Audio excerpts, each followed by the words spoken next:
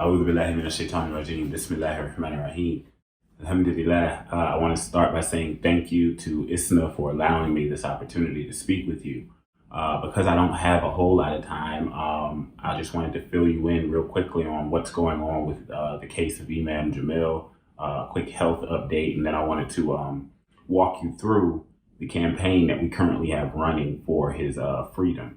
If you don't know already, we have recently uncovered a video confession of the man who actually committed the crimes that my father has been serving the last 20 years in prison for. And I'll share that with you at the end of this video as well. But because of that resurfacing, along with the constitutional rights violations that occurred against Imam Jamil in his original trial, as well as just the evidentiary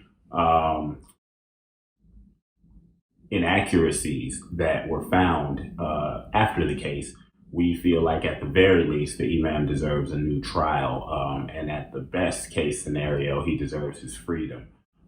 His health is stabilizing, but he does have cancer and a multitude of other ailments that just come with old age. But our most current and most pressing fight is his eyesight. He's losing his eyesight to cataracts, and he's been on a list for surgery for the last 2 years. And so we're pressing them not just to free the Imam, but to also treat him properly as far as his medical is concerned and move him back to Georgia. He's currently serving time in Arizona in a federal penitentiary for state crimes that he did not commit, which is just added insult to injury. And so we've been fighting. We have a national campaign going right now, and it's going great. I salute the students, the young pre-law students who decided to campaign behind my father and make it a national social media push. I salute ICNA, CARE, the Imam Jamil Action Network, or IJAN, all for doing the work.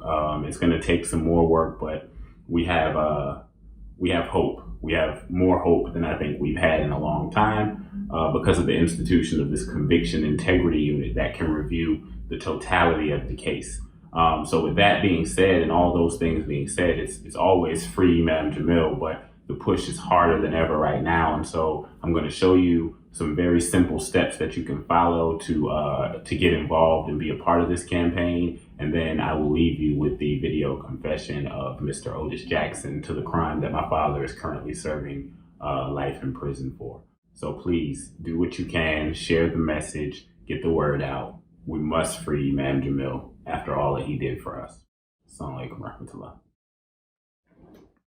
All right, so I wanted to show you the Instagram page for the student campaign that's currently being run for Imam Jamil. As you can see here, it'll be relaunching on September 4th, but we currently have an online version of this campaign running, and you can reach it by going to the link right here in the description. And so I'm gonna go ahead and click that.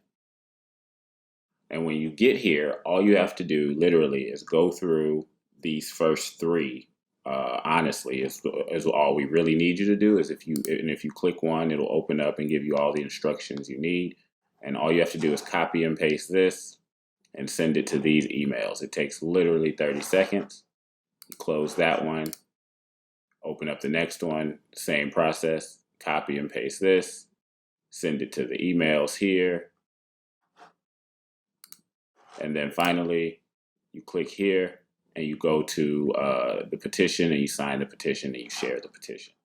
If you would like to do more, you can organize a Linktree tutorial video.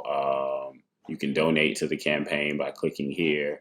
You can learn more about the Imam by clicking here. You can get the legal analysis and confession. You can do all the things that you need to do from this Linktree right here. And again, it's accessible through the Instagram page here, or you can type in linktr.ee/free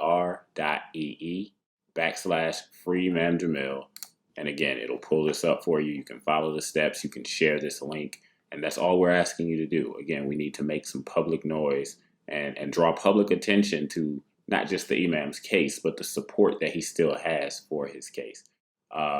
After this, I'm going to leave you with one more thing, and that's the confession from Otis Jackson. I did a video recently about that confession, And so I've cut it up so that it's a little bit shorter for you, but I wanted you to see that so that you can see our Imam is innocent and deserves to be on this side of the wall with us. Shukran. For 20 years now, we've been trying to get access to Mr. James Santos, aka Otis Jackson. For 20 years, he has confessed to the crime that my father has served 20 years for. For 20 years, he hasn't wavered in his testimony.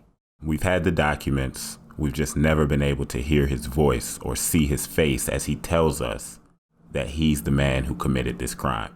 Until now. Mr. Santos, can you please state and spell both your first and last name for the court reporter? Yes, sir. James Santos, JamesSantos. One of the main reasons why you've never heard from Mr. Santos or he didn't testify in our original case is because he's been painted as delusional or mentally incompetent, but that's just not the case. Mr. Santos is well within his wits. In fact, he's intelligent, but you don't have to take my word for it. He was actually evaluated and cleared by a clinical psychologist in 2017 before being allowed to testify in another unrelated murder trial. Mr. Santos, can you take a look at that report and see if you recognize that to be the report that was completed following Dr. Hudson's mental health evaluation of you in 2017? Yes, sir. Does it appear to be a fair, true, and accurate depiction of that report? Yes, sir. At this time, I'd request to move into evidence what's been marked as defense 28. It was my understanding there was no objection. That is correct, Your Honor. I'd like clarification about the dates of this one. It said August 2017. Clarification that it predates. Yes, sir. So for clarification, Mr. Santos, it looks like the evaluation was done on July 31st. The date of the report is August 1st, 2017. Is that right? Yes, sir. That 28, defense exhibit 28 will be admitted. Mr. Santos, based on his evaluation, did Dr. Hudson ultimately opine that you demonstrated a factual and rational appreciation of the legal process with no evidence of a mental illness or intellectual deficit, further finding that you have an agenda for providing testimony which is consistent with your philosophies, lifestyle, and life history? Is that all correct? Yes, sir. Crazy what you can find out when you ask an expert.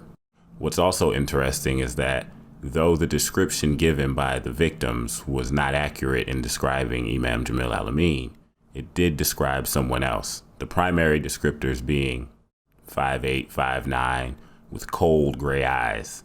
Now, I don't know if Mr. Santos has cold gray eyes, but I wonder how tall he is. How tall are you? 5'8". Another element of the description given was that the shooter was wounded. My father was not wounded, and other officers attested to the fact that the victims were indeed marksmen. So if they said they wounded the shooter was wounded. However, Mr. Santos was wounded. But I'm not going to play a short clip of him saying he was wounded. From this point forward, I'll just play his entire testimony about that night, followed by a reading of the written confessions he's provided in the past. From October of 13th of 1997 until December 22nd of 2000, correct? Yes, sir. All right. Do those dates, please. Yes, sir. October 13th, 1997 to December 22nd of 2000. Yes, sir. All right. Isn't it true that during that incarceration, you contacted the Federal Bureau of Investigation and told them that you had committed a murder and were involved in the shooting of a cop in March of 2000 in Atlanta, Georgia? Yes. You did? Yes. All right. And you couldn't have because you were in prison in Nevada, right? No, sir. I got out of prison in 2000 in February. I was on house arrest when the murder took place. You might want to check that out. I was on house arrest. I was staying at 2380 Jernigan Street, Southwest Atlanta. You just said that you were incarcerated in Las Vegas in 1997 through December of 2000. I went back to prison after that shooting. I was violated and sent back to prison after the police shooting. That's why it says BP by my name. That's parole violation.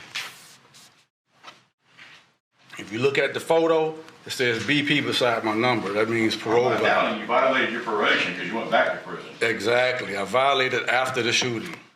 You were interviewed by the Federal Bureau of Investigations for that out there in that Nevada prison, were you not, in July Yes, sir. of that year? Yes, sir. And he ruled you out and said you did not commit that murder in Las Vegas, correct? I don't know what that murder in Atlanta. I have no idea what his conclusion was, sir. All right, you weren't arrested for it, were you? No, sir, I was not. In fact, another person was tried and convicted. Jamil Al-Amin, yes, sir. Yes, sir. And once again, it seems to me like you are getting a lot of I was high shot profile. that day. I'm sorry? I was shot March of 2000. It happened March 17th of 2000. Your Honor, we can take a break right now. Come back. Okay. All right, we'll take a 10 minutes. After that, I'd probably need a break too, because that was information that was never supposed to make it into the record.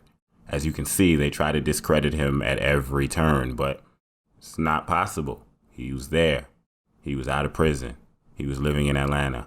And most importantly, he was wounded in the commission of this crime. So now we have a man who has confessed to the crime, who fits the description of the crime, who was in the area during the commission of the crime, who was shot during the commission of the crime. What more do we need, at least, to look at the case again? He didn't testify in the first case. If you think he's crazy, put him on the stand. Prove it. But this is the man who committed the murder that my father served 20 years for. This is the man who was also willing and able to take responsibility for that still to this day. So if nothing else, we deserve a new trial just based on this.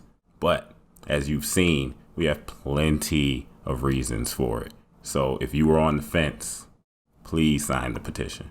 Please share the petition. We have to let the Conviction Integrity Unit, the Fulton County District Attorney's Office, and Mr. Paul Howard know that we're paying attention and we demand fairness and justice in this matter.